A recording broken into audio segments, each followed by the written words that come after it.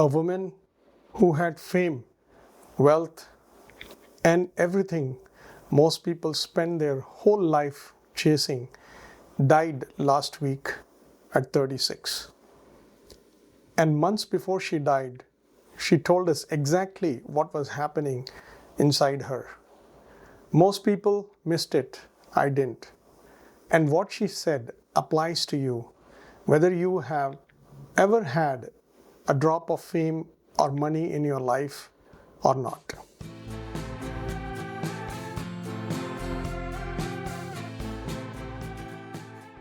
Hayden Panettiere died on August 16, 2026. She was 36. The cause of death has not been officially released. I'm not going to speculate on it, and I'm not going to guess at what happened in her final hours. That's not what this video is about. What I want to talk about is something she said herself in her own words in her memoir published just months before she died. Hayden Panettiere had almost everything most people spend their whole lives chasing. Fame from the time she was a child, a hit show, a career most actors never get close to. Wealth, recognition, a daughter she loved. And in her memoir, she wrote about a doctor telling her that if she didn't stop drinking, she would be dead within 5 years. She wrote about jaundice, about withdrawal so severe she was shaking, hearing things crawling to the bathroom floor to get through it.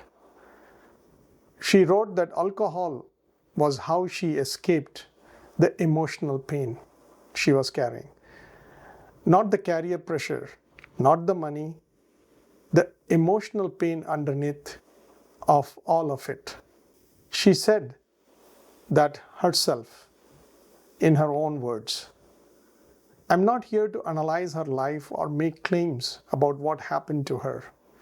I'm here because what she described, the pattern of something outside yourself to escape what's happening inside you, is not rare. It is not a celebrity problem. It is a human problem. Some people use alcohol, some use overworking, some use scrolling for 6 hours a night, some use anger. The object changes, but the pattern does not. Here's what nobody explains to you growing up. You are not just a physical body. A great saint and Advaita scholar, Adi Shankara, describes the 5 sheaths of our body in his text, Viveka Chudamani. The physical body is called Annamaya Kosha, and then comes the breath body, which is called the Pranamaya Kosha. Then comes the mental body, which is called the Manomaya Kosha. Then comes the intelligence body, which is called the Vijnanamaya Kosha. And then finally you have a bliss body, which is called Anandamaya Kosha. And apart from this physical body, these are the 4 energetic bodies, which I just mentioned. And most of us are aware of only the physical body. We eat right, maybe we exercise, maybe we go to the doctor, but nobody teaches us how to take care of the mental body. Now let's take an analogy of a balloon filled with air. Every stressful moment in your day lets a little air out of your mental body. Someone cuts you off in traffic and you feel the jolt of anger. That's the air leaving. You have an argument with someone you love. That's air leaving. Work pressure, family tension, the news, comparison, disappointment, all of it lets air out of the same balloon. And if you never refill what is leaking out, the balloon does not stay steady. It empties.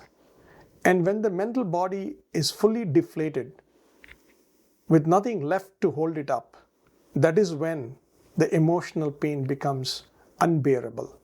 That is when people reach for whatever gives them a few minutes of relief, a drink, a distraction, something, anything that fills the emptiness, even briefly.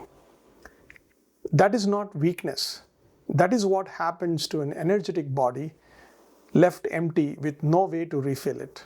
I have seen this up close, not just in Hollywood, Bollywood, Tollywood, in the army, in leadership, in people who looked like they had it together on the outside and were barely holding on inside. Success does not strengthen the mental body. Money does not heal the emotional pain. Fame does not touch it at all. None of these things actually heal the energetic bodies or the mental bodies. This is where meditation comes in. And I want to be precise about what I mean, because most people hear meditation and they think of an app or 15 minutes of trying to think positive. Real meditation is not about thinking positive. It is about cleansing your mental and other energetic bodies on a regular basis. It is just like taking a shower every day to clean your physical body. If you meditate, just like taking a shower every day, meditation cleanses your mental body and makes it stronger.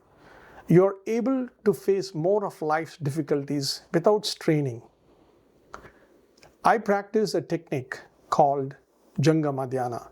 It comes from a living lineage passed down from master to disciple, and I learned it from my guru, Sri Shivarudra Bala Yogi Maharaj. It is not something I invented.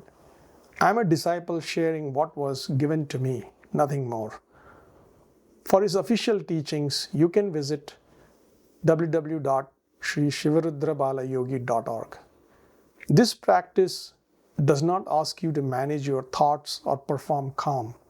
It works at the level where emotional pain actually dissolves at the root before it has a chance to take hold. I don't know what happened in Hayden Panettiere's final hours, and I'm not going to pretend I do, but I know what she described in her own words. A woman who had every outer thing but still carrying pain. She didn't have a real way to release. If any part of what I described tonight sounds familiar, the stress, the emotional trauma, unbearable emotional pain, the addiction, the reaching for something just to make it stop for a while, that is worth paying attention to. Not with shame, but with honesty. You do not need to wait until your mental body collapses under the emotional trauma or pain. Start before it gets that far. I have put together a free 5-minute Jangama Dhyana meditation, the same practice I use myself. It costs nothing. It is a starting point. The link is in the description. Start there and start today. Jai Divine Guru Babaji.